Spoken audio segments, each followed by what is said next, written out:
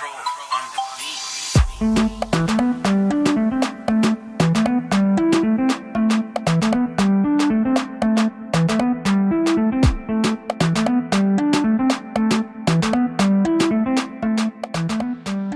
Bonjour Jordi, comment tu vas? Je vais bien, merci.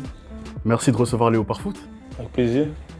Donc là, moi je vais retracer un peu ton parcours en tant que footballeur, parce que tu es footballeur professionnel. Et je vais essayer de te présenter en quelques mots. Tu me dis si j'ai tort. Donc voilà, tu es né en 98. Exact. Tu es né ici à Bruxelles, dans la ville de Bruxelles. Ouais. Tu es attaquant. Tu es attaquant au club de Victoria Rosport. C'était une courte présentation. Du coup, on va parler de toutes les saisons que tu as fait au Luxembourg. Mais avant de faire ça, est-ce que tu peux nous expliquer un peu à quoi ressemble le championnat du Luxembourg? Ouais, le Luxembourg, en fait, c'est très physique. C'est un championnat, c'est pas facile. C'est pas si facile que ça. Les gens, ils pensent que voilà, c'est léger là-bas. Oui, ils sous-estiment.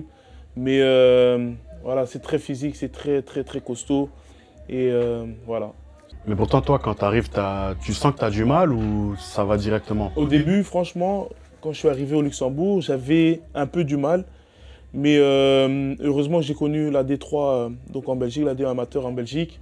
Et c'est un peu plus que là-bas. Mais j'ai connu ce sort de championnat. Donc, Ton adaptation était rapide. était rapide, très rapide. Ouais. Du coup, ta première saison, tu es au club de Titus Pétange. Tu joues 12 matchs et tu marques 6 buts. Du coup, ça se passe bien pour toi, mais tu fais pas longtemps là-bas.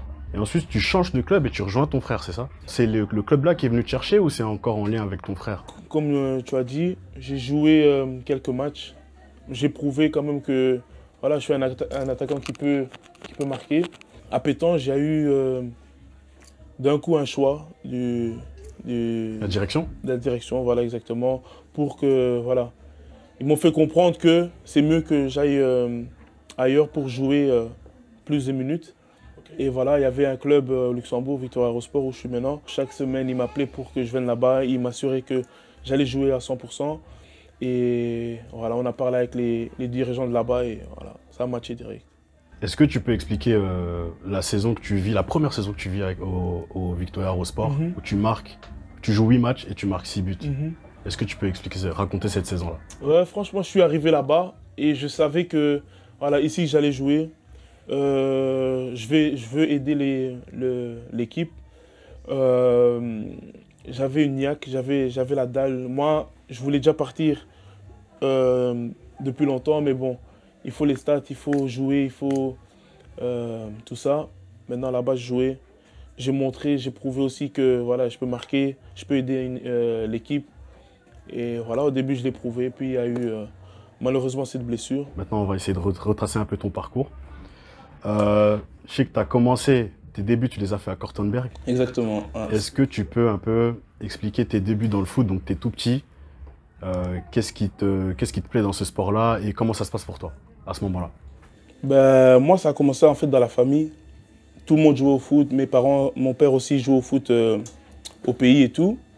Donc, c'est en fait dans la famille, c'était inné. Maintenant, à l'école aussi, on jouait tout le temps au foot avec les amis, dehors, tout ça. Et puis, quand je me suis inscrit même à Kortenberg, j'étais même gardien pour commencer. Et puis, de là, j'avais l'amour pour le foot et j'ai continué. Ok, d'accord. J'allais en plus te demander si tu avais commencé directement en tant qu'attaquant, tu m'as dit que tu étais gardien. Comment ça se fait que tu étais gardien? Franchement, je sais pas, j'ai eu un délire d'être au goal. Pourtant, j'étais pas mal. Hein. Mais, ça a duré combien de temps? Ça dure, je crois que j'ai fait 2 ans quand même. gardien. Mais après, quand des fois, aux entraînements, je jouais avec les joueurs sur le terrain et tout. Et même là, je voyais que voilà, je pouvais jouer sur le terrain. Et puis, comme ça, j'ai changé de position. Du coup, après Kortenberg, tu te retrouves à Malines. Est-ce que tu peux expliquer cette période-là? Enfin, là, c'était vraiment mon frère, David, qui était aussi joueur. On jouait ensemble. Malines voulait vraiment absolument qu'il vienne chez eux là-bas à Malines. Après, voilà, pour mon père, ça n'allait pas être facile de déposer l'autre. Et voilà. Et du coup, voilà, on a demandé de faire un transfert à 2. Ils ont accepté, on est partis ensemble et voilà, c'est comme ça. Et est-ce que tu peux expliquer cette période-là à Malines, l'atmosphère de ce club-là? Comment ça se passe quand toi tu arrives là avec ton frère du coup? Ouais. Et comment ça se passe ta progression et ta formation à Malines? Qu'est-ce que tu en retiens? Ouais, je passe quand même de Kortenberg à Malines. C'est vraiment un autre changement. C'est plus sérieux, c'est plus strict. L'intensité aux entraînements aussi, ça change. Donc c'est vraiment un beau changement. Donc voilà. Et de là, tu vas finir par quitter Malines Mhm. pour aller à l'OHL, donc à Louvain. Comment ça se fait que tu quittes Malines pour l'OHL à ce moment-là? À ce moment-là, il y avait OHL qui était grave sur notre dos, À tous les deux? ouais, tous les deux. On avait aussi un Congolais, un coach qui était en jeune aussi à OHL. C'est lui qui a contacté un peu mon père aussi pour qu'on vienne à OHL. Et depuis, ça faisait 2 ans qu'il nous suivait et qu'il voulait qu'on vienne. Et à un moment donné, on l'a fait. Ok, ok. Donc à l'été 2016, tu vas finir par retourner à Malines. Comment est-ce que tu as vécu ce retour-là? Est-ce qu'en toi, il y avait une animation un peu de revanche ou quelque chose comme ça? Comment est-ce qu'eux, ils te contactent? Ou alors, est-ce que c'est toi qui retourne à Malines et qui fait un test ou ce genre de choses? Non, j'étais déjà à OHL quand je jouais, parce qu'à 16 ans, je pense, j'étais déjà avec la réserve. Et il y a le coach de la réserve de Malines qui me connaissait déjà. Pendant 2 ans, il m'a tout le temps contacté, qu'il veut que je vienne. Il avait un bon plan pour moi, il avait une très belle vision. Et au final, voilà, j'ai fait le pas de partir à Malines, de l'écouter. Et voilà. Comment ça se passe ça quand l'intermédiaire d'un club contacte un joueur comme toi et qu'il insiste? Comment est-ce qu'un joueur vit ça en réalité avec sa famille? Franchement, ça fait du bien si tu as vraiment quelqu'un d'un club qui t'appelle chaque semaine pour demander comment ça a été ton match, il te suit carrément. Et puis voilà, il fait sous-entendre qu'il te veut dans son équipe. Ça fait toujours plaisir. Maintenant, voilà, j'ai parlé avec mon père, je parle avec mon frère aussi pour voir comment on va faire et tout. Et au final, voilà, j'ai fait le pas de partir à Malines, je n'ai pas regretté. Si. À Malines, tu vas connaître un peu, là, à ce moment-là, je pense que tu as entre 16 et 18 ans. Ouais. Tu vas un peu goûter au noyau pro, c'est ça? Ouais, Et le coach qui est à ce moment-là, c'est Ferreira. exactement. Comment est-ce que tu as vécu cette période-là et qu'est-ce que tu retiens de ce coach-là, le coach Yannick Ferreira? J'étais déjà en noyau B à Malines. Puis il y a eu Yannick Ferreira qui m'a convoqué en équipe première avec l'équipe A. J'ai fait la préparation avec eux, tout se passait bien. Je marquais mes goals aussi en préparation. Je prouvais que je pouvais intégrer le noyau, quoi. Et ouais, il m'a donné beaucoup de confiance. Il avait confiance en moi. Il m'a montré que, voilà, il m'a redonné cet amour du football. Et ouais, au final, à cause des circonstances, il a dû partir. Et puis de là, pour moi aussi, ça a été tout un changement. Donc, Est-ce qu'on va parler de ce changement-là dans un instant? Est-ce que tu peux quand même décrire le joueur que tu es, donc ton style de jeu? moi, je suis un joueur qui aime garder le ballon, donc style pivot, qui peut aussi, qui est bon de la tête, qui peut aussi chercher le profondeur. Donc les deux styles me vont bien. Et voilà. Ferreira est parti. Du coup, il y avait des soucis par rapport à ça, parce que c'est lui qui avait confiance en toi. Et puis voilà, le staff a changé. Tu finis sans contrat du coup. Donc, tu dois partir. Ouais. Et tu t'en vas vers Dessel Sport. Comment est-ce que ça se passe à ce moment-là déjà? Parce que toi, vu que tu n'as pas de contrat, tu sais que tu dois partir. Mais comment est-ce que tu t'y prends? Est-ce qu'il y a une équipe autour de toi? Il y a des gens ta famille, j'imagine. Comment ça se passe? Franchement, je vais te dire la vérité, au début, j'étais vraiment seul. Je me posais beaucoup de questions, qu'est-ce que je vais faire parce que quand tu es un jeune joueur qui joue en première division, dans ta tête, il y a des clubs par exemple qui venaient de 3e division, mais dans ta tête, tu voulais rester en première division. Même si on te disait, va prendre de l'expérience, va faire un peu des matchs avec des hommes en 3e division. Moi, j'étais vraiment têtu, je voulais... Rester dans l'élite, quoi. Voilà, je veux rester dans l'élite, c'est ça. Et à un moment donné, voilà, j'ai eu des clics. Il y a des gens qui m'ont conseillé, des gens qui m'ont parlé avec moi.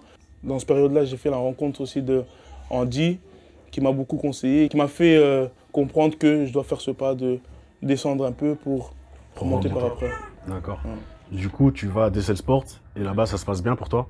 Tu as plus de temps de jeu? Donc tu joues, tu finis par avoir ce que tu voulais, donc tu joues. Et ensuite viendra le Luxembourg. Et déjà le Luxembourg, quand la nouvelle vient, toi comment tu le vis? De te dire que tu vas aller là-bas jouer au Luxembourg et quitter du coup DSL Sport qui est en D1 amateur pour aller en D1 au Luxembourg. Comment toi tu le vis? Franchement, Luxembourg, quand on m'a parlé de Luxembourg, je voulais rien, Tu veux rien rien savoir. savoir. Ouais. Franchement, Pourquoi? je sais pas. Moi, je voulais déjà rester dans le pays. Et quand on m'a parlé de Luxembourg, je voulais vraiment rien savoir. Après, voilà, je sais d'où je viens, ce que je veux atteindre. Après, quand on a entendu les projets qu'il y avait là-bas dans le club et tout, on a regardé. Et puis, voilà, j'ai fait le bon choix d'aller quand même, toi. Tu l'as dit tout à l'heure, tu travailles avec Andy, qui est ton agent. Il travaille dans la structure Street Talent. Est-ce que tu peux expliquer un peu ce que cette structure t'apporte, toi, dans ta carrière? Bah, ça m'a beaucoup apporté. Ça m'a apporté surtout une stabilité en dehors du foot, mais aussi sur le terrain. C'est ce que j'avais besoin depuis un moment. Des gens qui me conseillaient comment faire, comment pas faire, sur le terrain et aussi en dehors.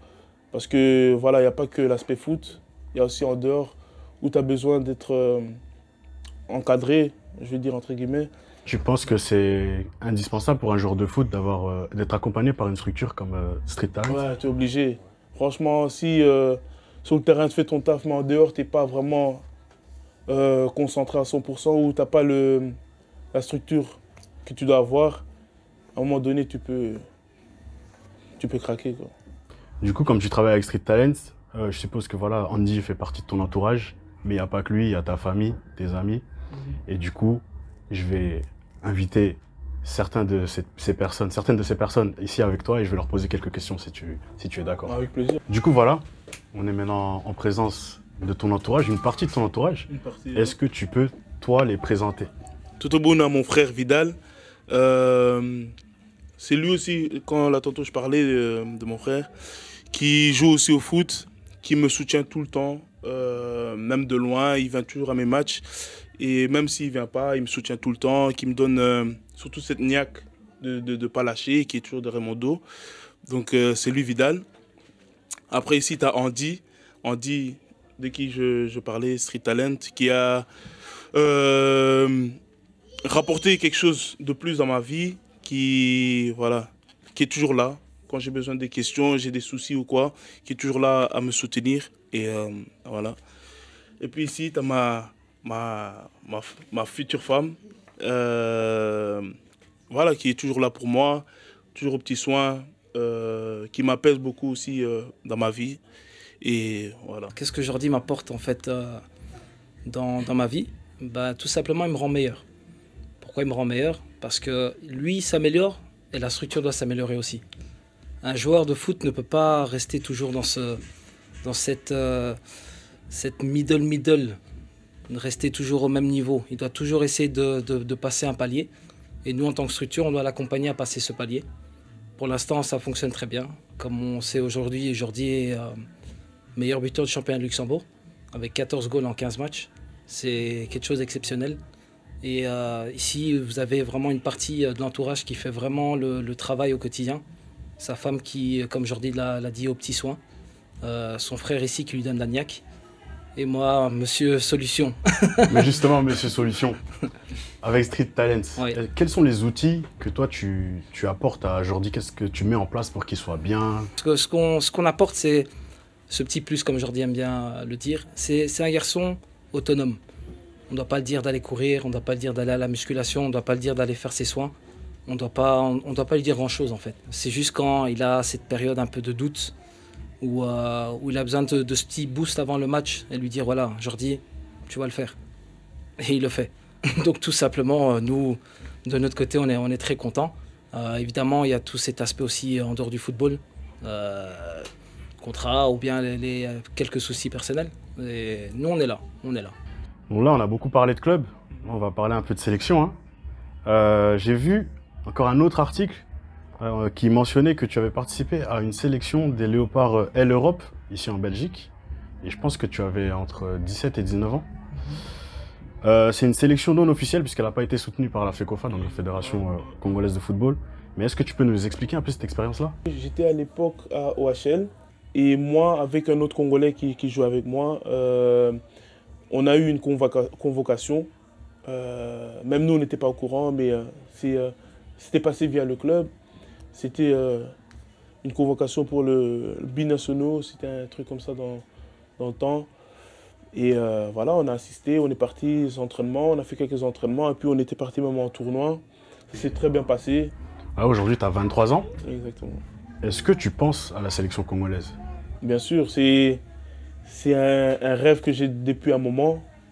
Donc j'y pense toujours et on va tout faire pour y arriver, quoi. Et tu penses quoi de la sélection actuellement? Comment... Tu la regardes jouer de temps en temps? De temps en temps, je regarde. De temps en temps, je regarde. Et t'en penses quoi? Une belle génération. Il y a des joueurs qui jouent aussi ici en Belgique, j'ai vu. Donc c'est une très belle génération. Voilà, Jordi, moi, c'était la fin de l'interview. Je te remercie d'avoir reçu Léopard plaisir, avec Foot. plaisir. Et voilà, je te souhaite que de la réussite dans la suite de ta carrière. Merci beaucoup. Top.